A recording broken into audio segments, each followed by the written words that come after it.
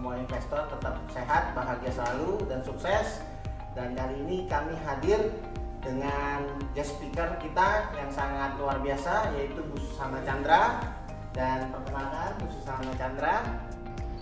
Oke, Bu Susan, Yes. Kan Bu Susana sukses banget nih di dunia properti. Kita pengen tahu Amin. awal mulanya gimana, ceritanya kok bisa di dunia properti. Kalau dibilang sukses banget itu kan relatif ya, Ricky ya. Oke. Jadi, tapi mungkin saya bisa cerita awal muasalnya kenapa kita jadi cinta yang namanya properti dulu. Oke. Perjalanannya udah panjang. Ada mungkin sekitar, saya sudah di Bali 10 tahun, berarti sekitar 15-17 tahun yang lalu. Ya, ceritanya itu saya itu mau punya rumah yang lebih besar. Oke. Ini back in Australia. Tapi karena kepengen punya rumah lebih besar, ternyata income-nya saya, bank bilang yes saya bisa beli, tetapi dia minta DP yang lumayan gede. Oke. Nah, duitnya nggak punya, Ini gede. duitnya gede, duitnya nggak punya. Terus dia bilang kalau begitu kita mesti jual, kita punya rumah pertama kita. Oke. Nah, kalau rumah pertama itu kan ada sentimental value. Saya tidak ngerti banyak masalah properti pada saat itu, cuma orang tua saya selalu bilang ya kita tuh mesti punya rumah. Nah, cut the long story short, saya untuk bisa beli rumah yang besar, saya mesti jual rumah saya yang kecil. Tapi nggak rela, nggak rela. Terus ini mungkin Tuhan yang kasih jalan juga. Karena pada saat yang bersamaan kakak saya yang kebetulan dia baru baca buku namanya Rich Dad Poor Dad, yang pernah denger yang dari Robert Kiyosaki. Saya lagi baca buku itu. Bank sudah oke, saya tinggal tanda jadi, beres nih, loan segala macam, tapi rumah ini harus saya jual, rumahnya saya tinggalin.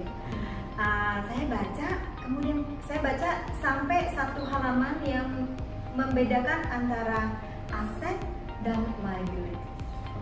Ya, saya itu master degree saya itu di finance. Jadi yang namanya aset liability saya tahu dong. Ya kan, aset sebelah kiri, liability sebelah kanan, kan selalu gitu. Di situ ada satu statement yang mengatakan bahwa rumah yang Anda tinggalkan itu bukanlah aset, itu adalah liabilities. Saya bilang kok bisa, kan rumah is aset. Nah, terus ternyata definisinya secara real mengatakan bahwa sesuatu yang menghasilkan uang, artinya kalau rumahnya itu kita sewakan, baru itu aset. Kalau rumahnya kita tinggalin, terus setiap bulan kita bayar listrik mahal, dia bayar perbaikan, kemudian furniture-nya tambah banyak, kordennya tambah besar dan lain sebagainya, itu adalah uang yang kita keluarkan. Dan itu adalah liabilities. Nah, berawal dari situ saya langsung pick up the phone, saya bilang sama suami saya, kita nggak jadi di rumah besar. Karena kalau saya pindah ke rumah yang besar itu, semua income saya, mungkin 80% itu akan buat cicilan rumah. Ya kan? Jadi saya cuma bisa hidup dengan 20% sisanya. Tapi 20% sisanya itu akan habis saya pakai buat bayar listrik yang lebih besar, bayar buat beli furniture yang lebih banyak dan lain sebagainya.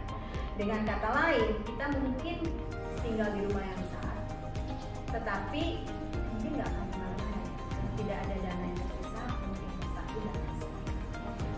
So setelah mengerti perbedaan antara aset sama liability semula, saya kemudian sama suami memulai perjalanan membeli properti sebagai aset, yaitu suatu properti yang fungsinya adalah untuk disewa. Itu mulai dari itu. Kemudian pada saat kita pindah ke Bali, saya mendapatkan kesempatan untuk membeli sebidang tanah yang cantik, itu 1.500 mau bikin rumah di Bali. di sini nih, tanah yang ini nih. Oh, ya. ini sekarang. Ya. Tapi kalau 1.500 meter square itu gede banget ya. Awalnya maunya begitu, punya rumah satu, punya garden yang gede. Tapi akhirnya kita membagi tiga, satu menjadi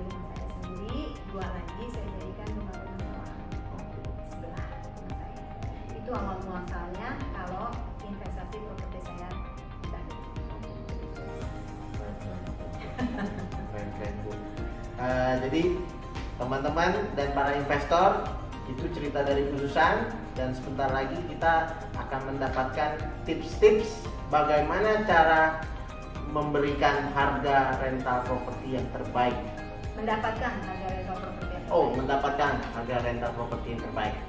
Saksikan sebentar lagi. Oke, Bu Susan. Yes. Tadi kan awal mulanya Bu Susan bisa berbisnis Ya. di bisnis properti rental. Nah, sekarang bagaimana cara atau tips-tips dari Bu Susan kepada para owner dan para investor dan juga para agent supaya bisa memberikan atau mendapatkan properti price rental yang terbaik?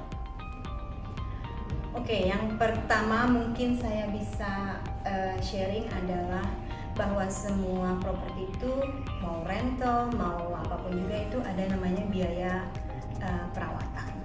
Nah, ini yang kadang-kadang saya pikir banyak sekali owner yang merasa kalau udah beli properti, udah kasih aja ke rental agent, udah lu sewain dah gitu kan. Nah, ini yang saya pikir harus dibudgetkan, dicadangkan seberapa besar biaya untuk pemeliharaan. Karena kalau properti nggak dipelihara dengan baik, otomatis dia dan tidak ditinggali dengan sering-sering, otomatis dia akan kelihatan tidak terawat. Ya, itu yang pertama. Nah, setelah itu pemilihan perabotan, furniture, dekor dan lain sebagainya juga memegang peranan penting. Nah, ini balik lagi, properti Anda di target market yang mana? Apakah di rental properti yang 100 juta per tahun, apa 150, 200, 300 atau 350? Itu akan membedakan dekor dan juga furniture-furniture yang kita pilih untuk di properti tersebut.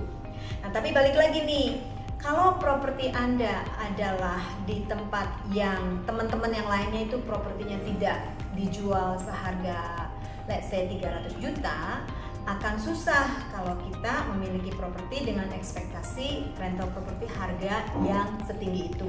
Jadi kita nggak bisa main sendiri, nggak bisa main tahu-tahu oh pokoknya gara-gara rumah saya bagus yang saya dijual 300 juta, padahal sekitarnya cuma 150 juta.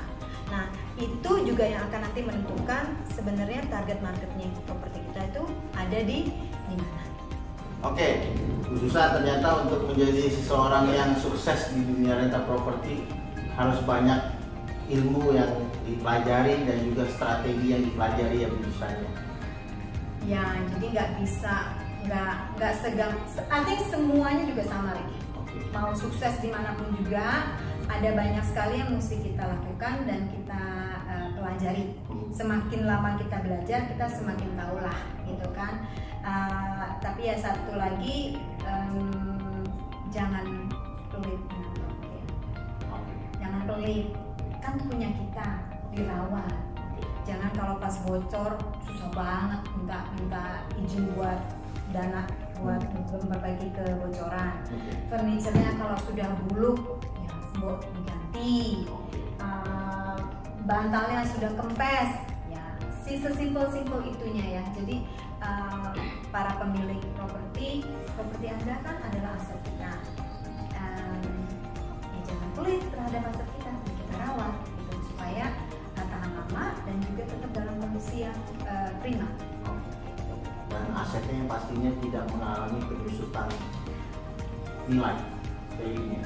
Kalau kita lakukan itu semua, saya pikir properti kita akan tetap dalam kondisi yang prima. Artinya gini loh, contohnya ya, properti saya biasanya kalau sudah 1 tahun atau 2 tahun maksimum orang sewa, mereka keluar, saya repaint the whole thing. Kita cat ulang semuanya. Tampak baru lagi. Tampak baru lagi, di refresh lagi. Jadi nanti mereka yang mau lihat, ya tetap dia tahu oh kenapa harganya semahal ini. Jadi jangan sampai properti kita yang sudah punya value, let's say disewain 300 juta, gara-gara usia turun 250, turun lagi 200. Padahal istilahnya dengan ngecat aja deh. Ngecat paling berapa rumah sebesar ini mungkin bisa, kalau semuanya all in ya 30 juta. Tapi dengan buang uang segitu, properti kita tetap baru lagi, 2 tahun lagi lah gitu kan. So ada biaya yang tadi saya bilang, cadangkan kan.